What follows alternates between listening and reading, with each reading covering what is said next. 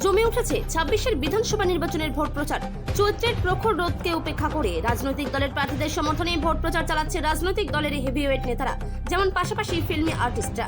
কালিয়াগঞ্জের তৃণমূল প্রার্থী নিতাই বসুকে ভোটদানের আবেদন আসলেন টলিউড অভিনেতা তথা সাংসদ দেব। সোমবার দুপুরে কালিয়াগঞ্জের পার্বতী সুন্দরী হাই স্কুল ময়দানে তৃণমূল প্রার্থীর সমর্থনে জনসভা করেন দেব। তৃণমূল সাংসদ তথা বাংলা সিনেমার বর্তমান সুপারস্টার দেবের দেখা পেতে ময়দানে হাজির জনতার মধ্যে ছিল ব্যাপক উন্মাদনা। এর আগে 2019 সালে উপনির্বাচন এবং 2021 সালের বিধানসভা নির্বাচনে তৃণমূল প্রার্থীদের সমর্থনে কালিয়াগঞ্জে ভোট প্রচারে এসেছিল দেব ওরফে দীপক অধিকারী। দেব উন্নয়নের স্বার্থে তৃণমূল প্রার্থী নিতাই বসুকে ভোট দেওয়ার আবেদন করে। এদিন দেবকে এক ঝলক দেখতে স্কুল মাঠে প্রচুর মানুষের সমাগম হয়। কালিয়াগঞ্জ থেকে অনুপ জয়সওয়ালের রিপোর্ট, বিগ নিউজ বাংলা।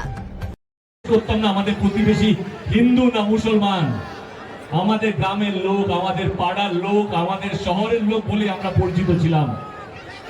কিন্তু না, আজকে ধর্মের বীজটা এমন ভাবে ছড়িয়ে গেছে, আমরা জিজ্ঞেস করি আচ্ছা ও তো মুসলিম, ওদের ঈদে কেন যাব, ও দুর্গা পূজা আমি কেন যাব? এইটা কিন্তু আমাদের বাংলা নয়, এটা আমাদের ভারতবর্ষে কালচার নয়,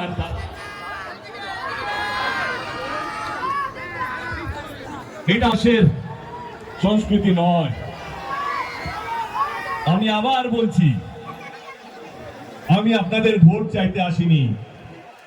আমি আবার বলছি, আমি আপনাদের ভোট চাইতে আসিনি, কিন্তু এটা নিশ্চয়ই বলবো যে আপনাদের বাচ্চাদেরকে নিয়ে ভাবে, যে আপনার বাড়ির লোককে নিয়ে ভাবে, আপনার সুস্থ কামনা করে, তা তো জেতা উচিত, তাই না?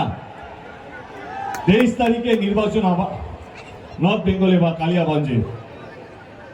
যদি আপনাদের মনে হয় আমাদের নেত্রী গত 15 বছর ধরে মমতা ব্যানার্জি আপনাদেরকে আগলে রেখেছে, আপনাদেরকে ভালো রেখেছে, তবেই গিয়ে সবকটা ভোট আমাদের নিতাই বাবুর জন্য দেবেন।